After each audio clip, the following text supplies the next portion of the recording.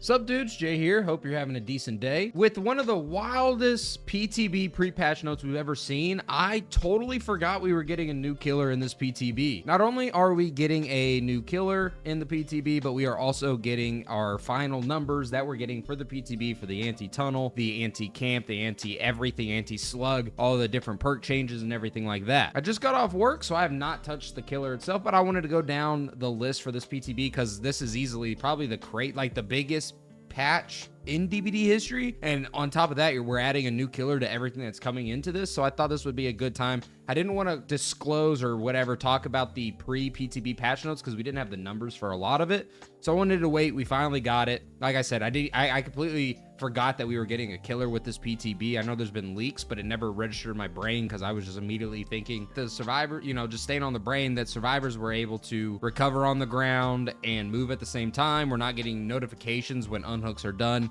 and everything in between. I promise I'm done yapping. We're gonna go over the killer a little bit, mainly the perks, the new survivor perks as well, and everything else in between in this PTB update. Always remember, it is the public test build. It's here for testing, so everything is subject to change. From some of the things I've already seen, I imagine not all these are gonna make it live. There's some things I'm definitely worried about, but I'm done yapping, I promise. Let's go ahead and hop into it. First thing is the new PTB flow. It's just pretty much stating that they're changing the way the PTB kind of works. Like whenever you get to the PTB, whatever characters are available will automatically be set to level 50, prestige 3.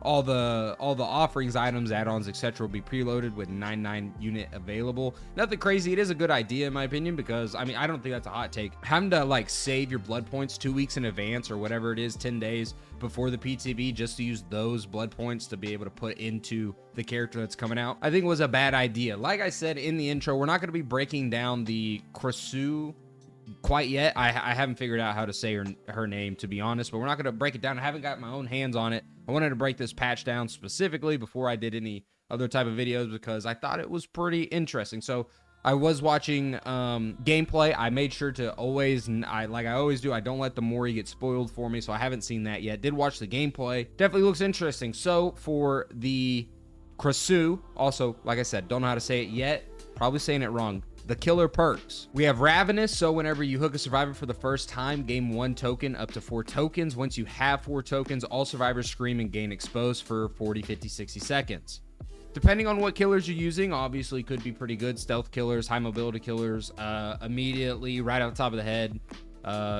Ghoul, because you can slide cancel. I don't know how good it would be on like say Unknown or Springtrap because you need to get to a door to teleport, but it could at the same time. I don't know, that just kind of depends, but Ghoul, I can anticipate that. I think that's a fine perk, nothing bad. Wandering Eye, whenever you start chasing a survivor, reveal the auras of all other injured survivors within 16 meters for 5 seconds. 16 meters is actually kind of small. Also, I've read through some of this. I have not read through all of it, so there are some things that are kind of new to me, and this is one of them. Whatever, to be honest. I don't know. 16 meters is pretty close. I don't know if that, like, if they were within 16 meters, the injured survivors, if you would still be able to hear them. It might be a little bit out of earshot, but that's kind of whatever. And then I have seen this Hex Overture of Doom. Hex OOD, or Ood. We're gonna call it Ood. Spawns a Hex Totem, obviously. Curses the farthest generator and reveals its aura to you in yellow. Okay, when a survivor repairs the cursed generator for 5 seconds, you gain undetectable and your terror radius is applied to the generator for 20, 25, and 30 seconds. First off, it's a Hex perk, so it's gonna, be down bad a little bit. Not only that, like, I feel like this would be better if your terror radius wasn't applied to the generator because it's like Unforeseen for the Unknown.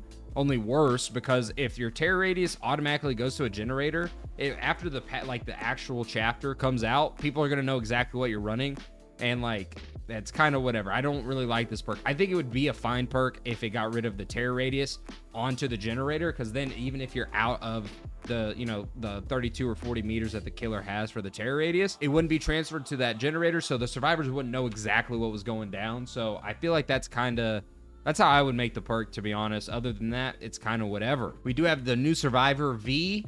Not even gonna try to say that last name. If you see my video before, I'll butcher it, man. I'm sorry. I'll just have to watch videos and get it ingrained in my brain how how we're supposed to say that. But we have road life, while injured, not broken, and repairing a generator. It's a lot of stipulations. I haven't seen these. Gain 111 token for each regular great skill check. Success, okay.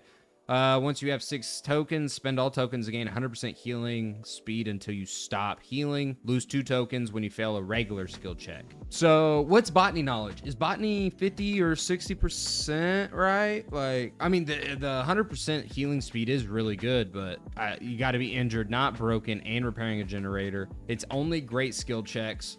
What do you like? Hyper focus, toolboxes. I mean, so you can get more skill checks more often. That seems like a lot. I bet this will be good if like you have a coordinated team, probably. But that's whatever. All right. We'll just try to go over these real quick. Killer main here. I don't care about Survivor really, but I do want to break it down a little bit so you can look at them. 1, 2, 3, 4. What do we got? We got press ability button number 2 while standing and idle to enter the performance. Oh, this is the tambourine or whatever. Interaction that lasts up to 15 seconds and empowers survivors within 16 meters. You'll get continuous skill checks during the performance. The effect lasts for 90 seconds if the performance is completed. Increases the odds of getting healing and repair skill check bonus or whatever skill checks by 20%. So is this just supposed to go with this? I'm sure there's other survivor perks I'm not thinking of, but I imagine this is okay, whatever. Ghost notes, while you have exhaustion, your scratch marks disappear 50% faster.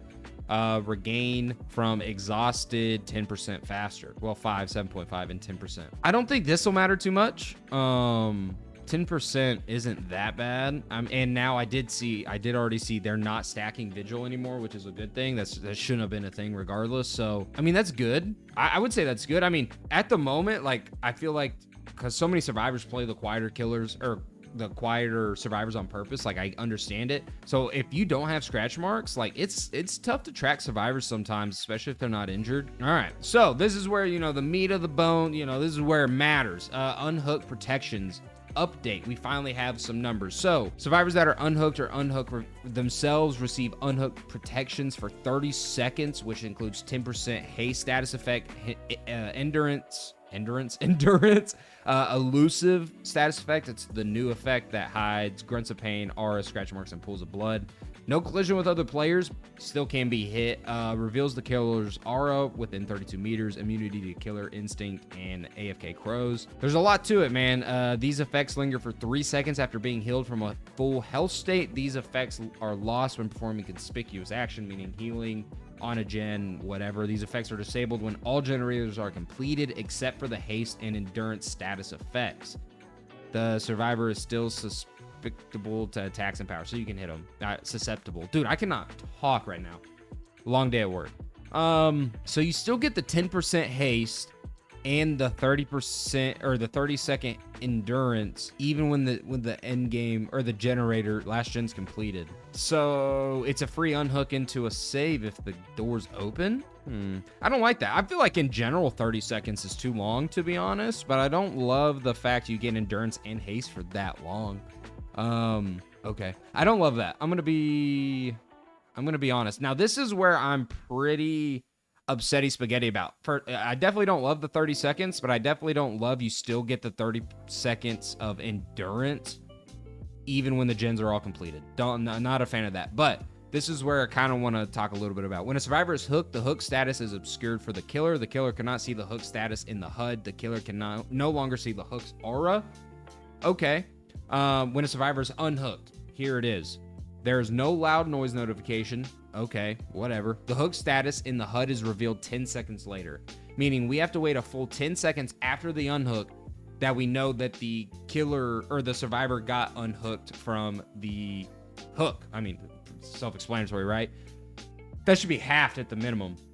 I think 5 seconds would be fine. As a killer main, I would love 3 or 4 seconds. And to be honest, I would love it to not be a thing. Obviously they don't want people, you know, back to hook Andes or whatever. But I mean, if you've ever watched any of my videos, how often are you just like your cut of info? You don't have anything on the survivors. So then, you know, unhook happens. So then you go back to the hook and chase the person that did the unhooking. Like, obviously this is supposed to help for the people that, you know, do tunnel to prevent that. But the problem, in my opinion, is like it was mainly for info for I feel like a lot of people. It just depends how you play. Now, obviously, sometimes and depending on what situation you're in, you have to go for the person that's unhooked, not doing the unhooking. But I don't love that. I feel like if anything, it should be cut. Because 10 seconds is a long time, man. And sometimes when you don't have info in DBD for 20 seconds, you're running around with your head cut off just like a chicken, dude, and you don't know what's happening. I'm not a fan of that at all. I mean, it does say these effects are disabled when all generators are completed. But this is like one of my least favorite things of the update, just because how many times survivors cut info from you and you have no idea where to go. So to get back into the game, you just go back to the hook and chase the person that was unhooking the survivor on hook. Now, I'll tell you what, you do lose collision in this patch, but if someone tries to like get in the way and take a hit and take another hit, this, that, and the other, while at, getting off the hook, I'll still go for you. All right. But, obviously with no collision, it's going to make it more difficult for people to do that. But if they get in the way like they used to, because they'd be like, I got endurance, let me body block, and then I 2-tap them, then, I'm not worried about that. But the 10 seconds is one of my least favorite things about this patch, I will say. There's a few more, but I hate that, man. 10 seconds is too long. I would be okay with half, a full 5 seconds. I'd be okay with that. But I'd really prefer 3 or 4, or not at all. To be honest, not at all. So yeah, but the unique hook bonuses, this is where, they're trying to be like, hey, don't tunnel, don't, do all this, then you get rewarded pretty heavily. And the biggest thing is, I think most of us anticipated, because there's a 5% to a general kick without any perks, obviously. Well, there's a 20% bonus to the next generator you kick whenever you do the unique hook, which is hooking a different survivor each time. This is massive, man. So you have 25% total. And once we get down a little bit lower, you'll realize this isn't as effective on some killers as others. But 25%, like that's pretty good, man, for you to not to go for the consistent same survivor. I think that might be worth it. The 10% haste for 15 seconds, that's kind of like, it's obviously good, especially if you can get in a chase early, but I don't think that's really like the biggest thing in the world. But the 20% is kind of nuts. And I know we're going to get into the perks a little bit later about how they switched them. Some of them I agree with, some I truly do not agree with at all. But this actually could potentially be worth it. Then, like I said, we have the 10% haste for 15 seconds. If you break a pallet or damage a survivor, it removes this bonus. Makes sense. I kind of wish it wouldn't do the pallet. Is what it is. And now we have base kit, barbecue, and chili, which I think is pretty sick. So, you hook a survivor as long as it's a unique hook. Reveal all survivors outside a 4-meter range that have less than or equal hook states for 4 seconds. Like they said, think base kit, barbecue, and chili. That's what it is. I think that's actually super sick, dude. And they reworked barbecue and chili as well. But I think that's so awesome. I think that's good for all killers. I mean, just there's no worse feeling as a killer than when you're just cut of info entirely because you wanted to bring gen perks or specific chase perks, and you have no aura perks or no way to gain info. It's just like, it makes the game stale and boring, kind of in the mid-match. So I do really like this. Is it going to be worth going for, killer or what should I say, specific survivors and doing the tunneling or like hooking? We'll get more into that in a little bit. I don't know. I'll just have to play with myself. Now, the biggest thing, and when I was going to make the previous video for the pre-PTB patch notes, this was like the biggest line, because unless I'm forgetting or misremembering, I've been playing DBD for a long time, I've never seen specific things for specific killers that differentiate them from one thing or another when it comes to like balance or changes. So the following killers have a different set of bonuses. So for those specific bonuses we talked about just now, so they have a 10% bonus to the next damage generator action. Every other killer other than Blight, Dark Lord, Ghoul, Hillbilly, Krasu, and the Nurse get 20%, while all of these killers get the 10%. Kind of also interesting to see Krasu, I'm so saying that wrong, 100%, is in this with, the best killers in the game pretty much. So I wonder if they think that she's going to be really strong, which in that case, if they think she's going to be strong, she's probably going to be pretty weak, right? Like, I don't know. That's just my opinion. So they get 10% bonus, 5% haste for 10 seconds instead of the 10 and the 20. R revealing is the same. I think that's fine. I think it was probably smart. I think this is a good thing for the future of Dead by Daylight, because that means if they can do this for bonuses, could they do it for perks later on? I know a lot of people I don't think really like it, but I do like the loadout system that Choi has made. If I remember, I'll put that down below. I would love that, like a loadout point system to what you can bring in certain perk tiers. I think that would be really cool. I think that should be a game mode first and then go from there, but, you know, kind of test it out. But I do like that, you know, that option a bunch, dude. I really do. I think that would solve a lot of things. But also, yeah, I don't know. I think it adds a lot to it. It's not a Choi loadout video, but I do like it. And yeah, I think that's something that could be done with perks later on. Anyway, so the tunneling penalties. So pretty much to combat this, if you decide to tunnel, when a survivor dies to a hook action or mori before 6 total hook states, the remaining survivors gain a 25% repair speed bonus. I don't love that. I think that's pretty... 6 total hook states, man. I don't love that. I'm gonna be honest. Is it worth it to get a killer out instead of, you know, not giving them the remaining survivors 25% repairs bonus speed? Depends. I mean, how many times, if you get a killer or a survivor out with 4 gens remaining, I mean, you're winning the match pretty much every time. So now it's like gonna have to test, get a survivor out that early and see if it is worth it. And then as well as when a survivor that was previously hooked is killed or sacrificed, with the hook action directly resulting in them dying, the killer loses the ability to block, damage, or regress generators by any means. I don't love that either. I'll be honest, man. Maybe that's the killer main in me, but I think that means, like, if you hook this survivor and it was their second hook, they got unhooked, and then you re-hook them for the 3rd time and they die, I'm pretty sure that's what it means. That means you won't be able to block, damage, or regress generators by any means. I'm not a fan of that. I think the biggest thing, so we're pretty much going into, well, let's go ahead and finish the slugging, then if I remember, I'll cap off that that thought. So we have the slugging reduction update. Also, I've been yapping, dude. Holy, this is taking forever. This is a lot of notes, man. I'm telling you, this is probably the craziest update forever. Quick break, I gotta take a drink. So for the slugging reduction update, I'm okay, I think, with most of it, but the one biggest thing is while in the dying state, the resolve bar appears below the recovery bar, whatever. It takes 90 seconds to fill. Progress does not reset between downs. Iffy. But the biggest thing I'm just not a fan of is survivors can now crawl and recover at the same time. You have, like, 90 seconds is a long time. Let's be real. Like, I mean, sometimes you are in like a 90-second slug situation, but it's not common, in my opinion. I just don't love the fact you can crawl and recover at the same time. I think that's really hand-holdy. I don't know. I might be missing like a good way to say that, but it's kind of, I'm just not a fan. I really don't. I think it's kind of crap. They do get a base kit tenacity, but it like builds up over time. I don't know, man. I just don't love the crawl and recover at the same time. I just don't think you should be able to crawl or recover, not both. Yeah, and then another thing, man, this is in my opinion, this is a survivor sided update, 2000%. I just think they, you know, they got the better hand.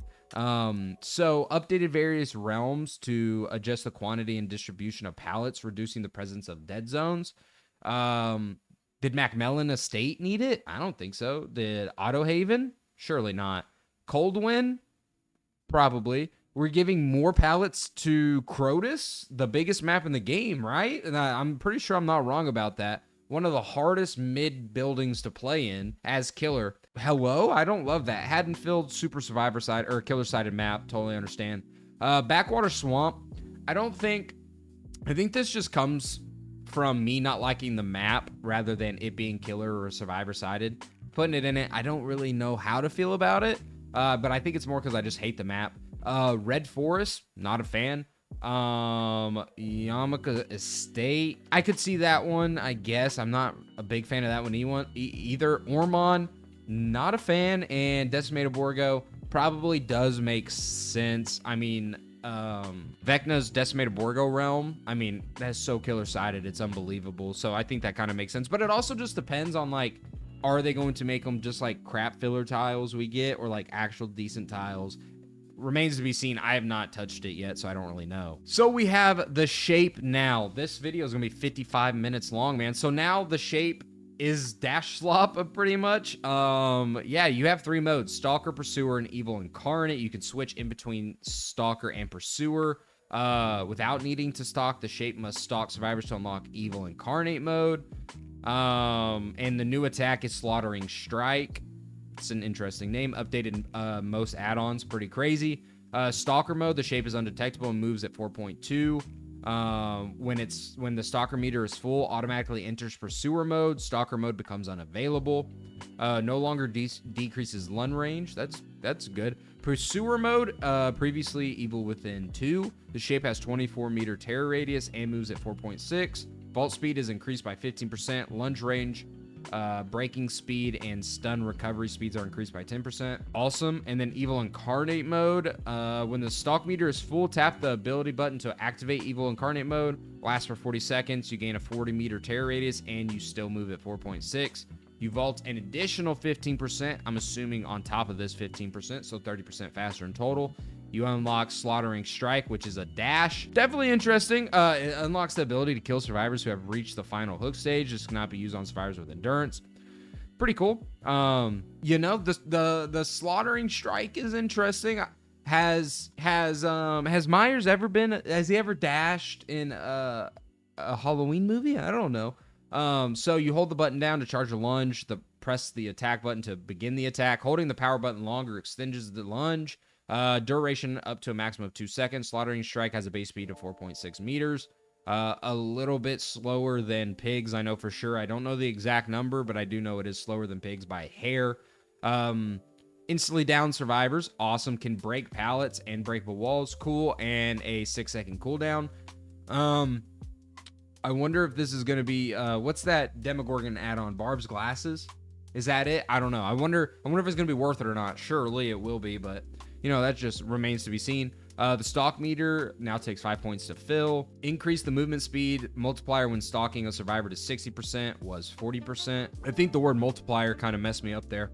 Stalk rate is decreased by 25% while moving, which they said. So if you're moving, your stalk rate obviously is going to be decreased a little bit. They want you to kind of stand still so you can get more out of it. When the stalk meter is not full, after 20 seconds of not stalking, stalk progress decays to 50%. I assume you're going to be stalking pretty often, and so I don't know how much you're really going to come into contact with that unless you just can't find a survivor. Decrease the maximum stalking range to 32 meters. That's pretty short, right? I don't know. Maybe that's just me. That does seem pretty short though. And then we have add-ons, man, and holy smokes. So, tacky earrings, increased movement speed while stalking by 20% was 10%. Memorial flower. We're going to try to run down these as quick as possible. Increased movement speed in stalker mode to 4.4. Without it is 4.2. So you're going to be a 110 killer with this, if I'm not mistaken. I think that math is mathing. Boyfriend's Memo increases maximum stalk range by 8 meters. So they're throwing an add-on in there, a reworked add-on in there, so you can get kind of the base stock, what it was before this change.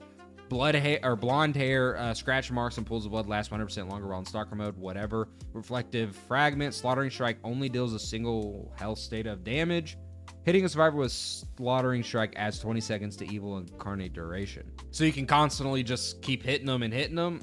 That might be a fun add-on. I don't know how good it'll be, but I bet that could be a fun play style for new Myers, probably. Jewelry, increased stalk rate when stalking stationary survivors by 10%. So it says stationary, but is it like if you're stalking survivors that aren't moving or that you're not moving? Because it says stationary survivors. Surely that means like if they're on a gen or something. I don't know if I really love that one. Hairbrush, when Evil Incarnate is activated, the next pallet you break is destroyed 50% faster. Actually, I think you can get some decent value out of that. I bet that would actually be good. Chase survivor, maybe dead zone them or whatever. Break pallet, insta hit, not bad. I kind of do like that. Glass Fragment, increase the movement speed of Slaughtering Strike by 5%, decrease the charge speed of Slaughtering Strike by 25%.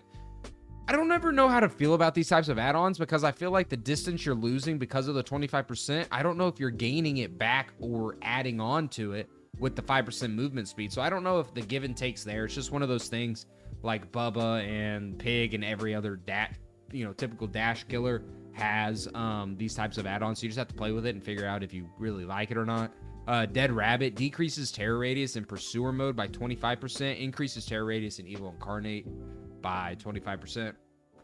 Whatever, it's just like these add-ons you can kind of decide if you want to play with or not. Increase the base duration of Slaughtering Strike by 0.25 seconds. Decreases the charge speed of Slaughtering Strike by 25 seconds. Wait, increase the base duration of Slaughtering Strike by 0.25. Decrease the charge speed of Slaughtering Strike. So you get 2.5 seconds faster, decrease, and you get a quicker charge time. Am I reading that right? That could be decent, surely, right? If I'm reading that right, that's actually a pretty sick add-on. Then we have Jewelry Box, decreased stock range by 60 meters, increases stock rate by 30%. So you'd have to be real close to use it, 16 meters closer. I don't know. I mean, surely that's not very good. I don't know. Immediate thoughts, that's not going to be good. J. Myers Memorial, reworked, obviously. While Evil Incarnate is active, your pickup and hook speeds are increased by 40%. That's actually pretty sick to be able to combat, flashlight saves and pallet saves, especially with the new meta it seems like we're going into. So, you have your fire up / Forever Entwined kind of as an add-on. That's kind of, I don't hate that, to be honest. Hairbow, increased duration of Evil Incarnate by 20 seconds was 30, decreases stock rate by 20%. So you get more takes longer to get to it. I don't have an issue with that. Vanity Mirror, when Evil Incarnate ends, you see the R's of all survivors for 4 seconds. Okay, Tombstone Piece, when Evil Incarnate is activated, you become undetectable for 20 seconds. The thing about that, though, is you have to be relatively close for you to get Evil Incarnate, and then you become undetectable. I don't know. That might just be one more situational than anything. Then we have Lock of Hair. While Evil Incarnate is active, hold the ability button to end it prematurely and retain 50% of the remaining duration as stock progress. That's like Oni, right? So if you pick up, your thing ends. That's not bad. I think that's actually a cool idea to you have the option to play in that type of play style instead of constantly having it, being able to stop it prematurely and you still have your 50% remaining. I actually really like that. I like that add-on a lot. Judas Tombstone, hooking a survivor during Evil Incarnate refreshes its duration, limits the duration of Evil Incarnate to 40 seconds. So you can constantly have it, but you can only have a max of 40. So you can't add anything to it. You can't add hair bow to Judas Tomb Piece. I actually like that one too. It refreshes so you can keep going. It's like Bubba's Eerie add-on. So if you hit somebody, your chainsaw keeps going and you get it refreshed. Kind of similar, a little, a little, but I don't mind that. And then Fragrant Tuft of Hair. Survivors come exposed while Evil Incarnate is active. Your lunge range is increased by 50%. While in Evil Incarnate mode, you can no longer use Slaughter Strike. So old Myers? Okay. I think if that's what I'm reading it, that's just what old Myers without the lunge. So you have the option of going back. It's like Freddy's dress add-ons, or is it blue dress or green dress that does it specifically? I can't quite remember. But it just makes it to where it's not, it doesn't go forward. It's not a dash power projectile. It's not a projectile power. It's your pools of blood. So I guess it just transitions him back to what he used to be. Whatever. So the unknown. I thought it was going to be a little bit bigger than this, but a buff nonetheless. Increased weakened duration increase upon injuring a healthy survivor with UVX projectile to 8 seconds was 6 seconds. I think the unknown was pretty much a perfect killer off release and then has had minor tweaking since. And I still stand on that, even though I kind of fell out of love with the killer and it's slowly been coming back. I think a buff of some sort, or, just touched up a little bit, was needed specifically for this. It just felt like you had no room for error and you had minimal time to even make an error. It's just bang, okay, you immediately have to go again. Now, 2 seconds, is it a lot? No. I think 9 seconds was you had a 3 set. I think that would have been good, but 8, we'll just see how it is on the PTB. Reduced movement speed recovery time after teleporting to 1.3 seconds was 1.4. 0.1 second does not do anything for me. It does not tickle my fancy. I thought it was going to be more than that. And you can tell once we get to blurry photo, I don't know if it's going to counterbalance or not. Increase the unknown's vertical camera axis to allow higher aim. It just lets you aim up higher, like you can do orbitals with Springtrap.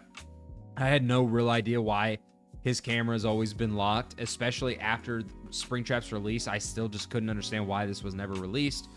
They finally did it for him. I think that makes sense. Add-on wise, everything's just kind of getting changed. Rabbit's Foot is now 45 seconds of hemorrhage instead of 30. Blurry Photo is now 7% faster instead of 17, so it's a true crap brown add-on. Even after the Blurry Photo base kit and changed to 15%, I was still running Blurry Photo every time I played. Surprisingly enough, neither Eerie is on here, which is pretty interesting. Last known recording, which actually I think this could be decent. A decent buff. Reduces the hallucination aura range visibility to survivors by 35%, was 25%. An extra 10% on that. I think it actually could be pretty good. Something slash backpack. If you don't remember my video from practically a year ago at this point, I feel like I said from the get-go, this needed to be lower. And people were kind of confused, like, why would you want to lower spawn time? And I said, the lower it is, the more time you have to be able to put it where you want it. And it was so high, like right as you exploded it, or right as you destroyed it, it would immediately get ready to spawn another one. And then you didn't have enough time to feather your power like you were wanting to be able to place it strategically. And so it says the extra time should allow for more precise placement. It just depends if that 10% is enough. I don't know if it will be right off the top of the head. You know, thinking of it immediately, numbers wise, I don't know if that will be enough, but that's one of the reasons why Slash Backpack in theory was a really good add-on, but the percentage was so high it didn't make any sense to actually run.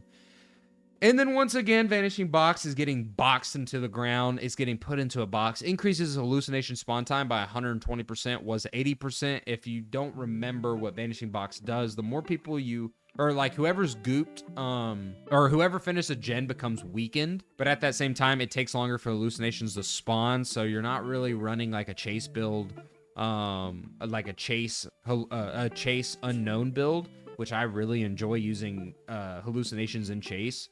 So it isn't really for me. It's just getting nerfed even more. I'm not a fan, and I'm not these. Serum Vial sucks, dude. I'm gonna be so for real. And Hypnotist Watch, not a fan either. But Serum Vial, I cannot stand.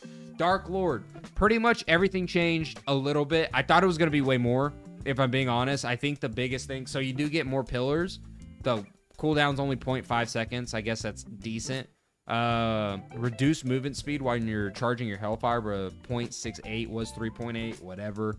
Increase movement speed recovery time after activating Hellfire to 2.35 was 2.25. Very minimal changes. But I think the biggest one here, Wolf Form, increase scent orb spawn time to 6 seconds was 5 seconds. And increase pounce attack charge time to 0.9 seconds was 0.85 seconds. So I mean, like, it's minimal, man. We're talking a half of a tenth of a second. Is that how you say that? I don't know. And then they made Bat Form essentially less slidey, I think is the best way to put that. For the Dark Lords add-ons, I already went through these. I made sure to kind of study this when I was at work for this time. It all it did was kind of rework the percentages because of what they added. It's whatever. Clown, still brain dead. Brain dead clowns unite, but less brain dead. So they increased the time it takes for the Yellow Bottle Cloud to activate to 1.6 was 1. So you were just able to constantly throw, no problem. And increase the duration of hinder effect after leaving and after Peace Tonic Cloud, Purple Bottle, to 1.6 was 1. So pretty much we got to the point to where after so we had the pre-PTB, or we had the pre-changes and post-changes, and then pre-changes, then the changes, then post-changes, and all combine that together, and now we're in the nice little middle ground.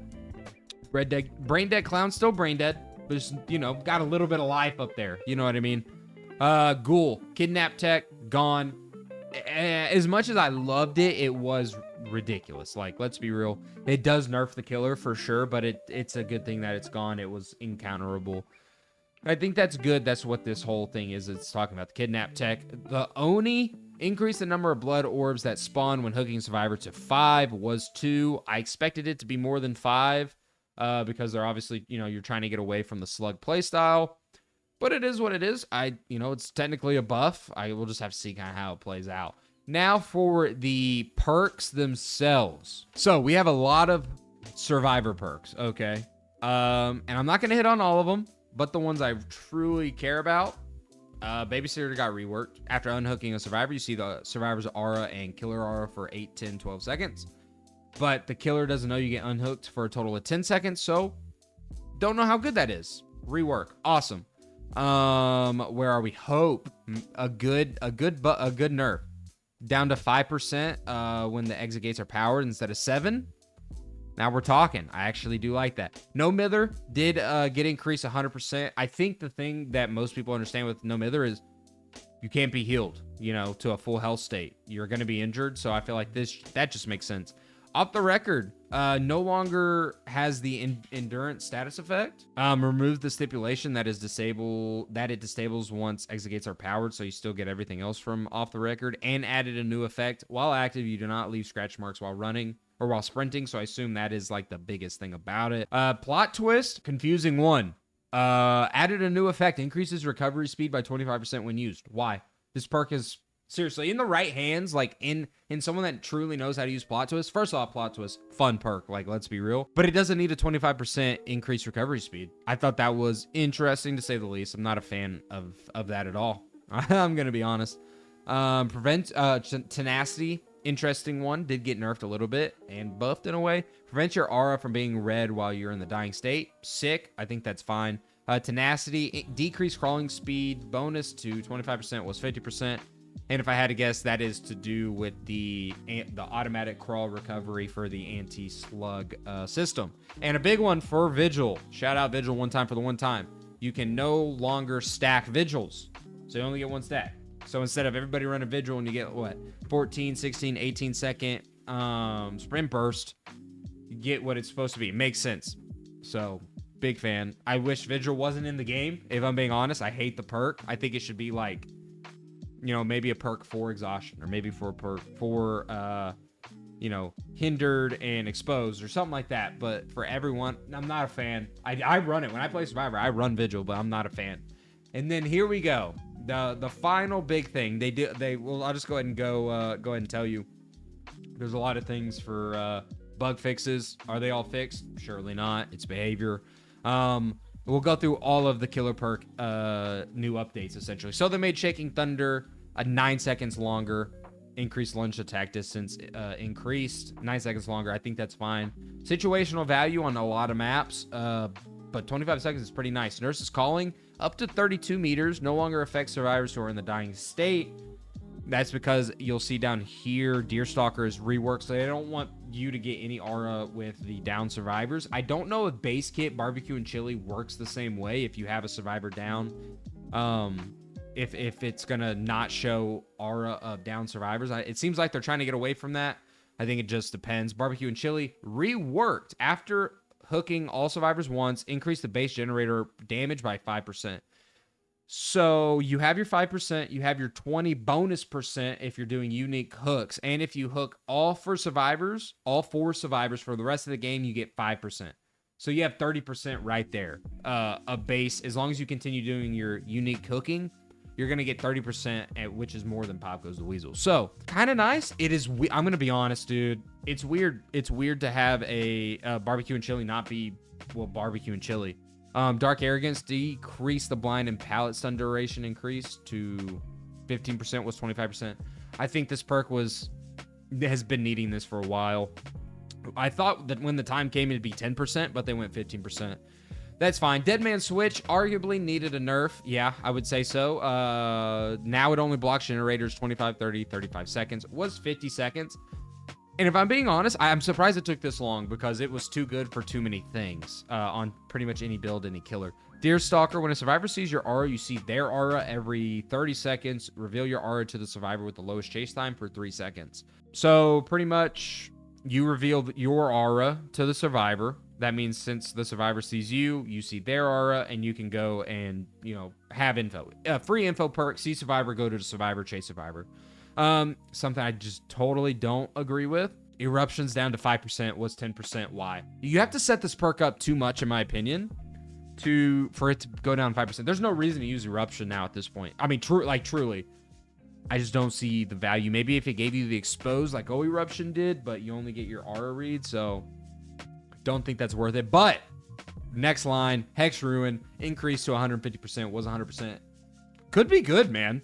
I mean, it really could be. Like, we're getting into a Hex Ruin potential meta, Gen Kick meta. Pop Goes the Weasel is still, I know I'm skipping over a few, but Pop Goes the Weasel still at 15%. I mean, like, with unique hooks, dude, you could get that all the way up to 45%. That's crazy, bro. But let's go back up. Leverage. Healing speed reduction got nerfed, but the time itself got buffed. It's kind of whatever. I mean, leverage isn't a good perk to begin with, so I don't know how I feel about that. The monitor and abuse, they're going to percentages, so it's based off killer rather than, you know, if you're a 32 killer or meter terror radius killer, you get 8 off. If you're 40, you get 8 off. So it's like, that sounded like 8 off, bro. Hold up. So now the monitor and abuse, obviously, is down to 15, 20, 25%, and 15, 10, 5. I don't like that because then the percentages base off of what the killers is. So, like, I can't get Wesker down to 32. Now it's whatever 25% of 40 is. I have no idea. I don't know what that is. So it just scales essentially to each killer. Like I said, Pop Goes the Weasel is now at 15%. Oppression, huge buff. Love me some oppression, dude. Some oppression.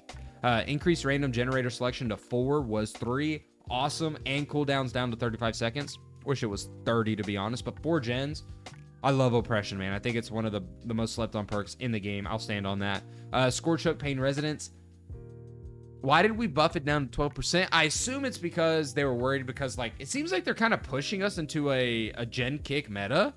So they were worried with the Gen Kick plus Pain Resonance that'd be too strong, maybe? I'm not sure, to be honest. We'll have to see. I mean, you only get it 4 times a game, though. I just don't think it'll be good.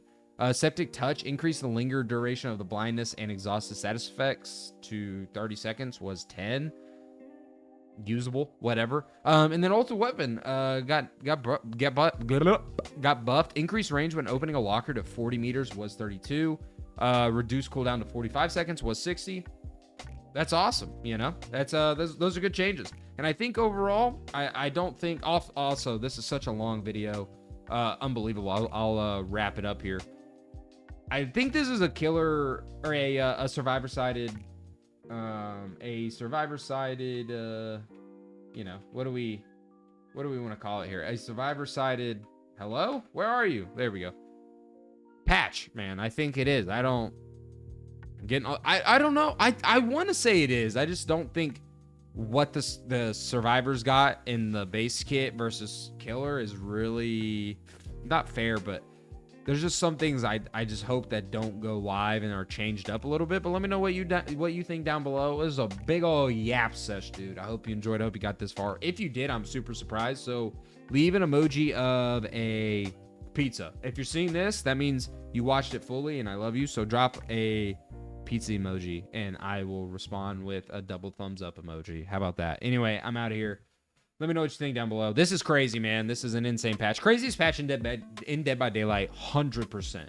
But I'm done yapping. Thanks for watching. Deuces.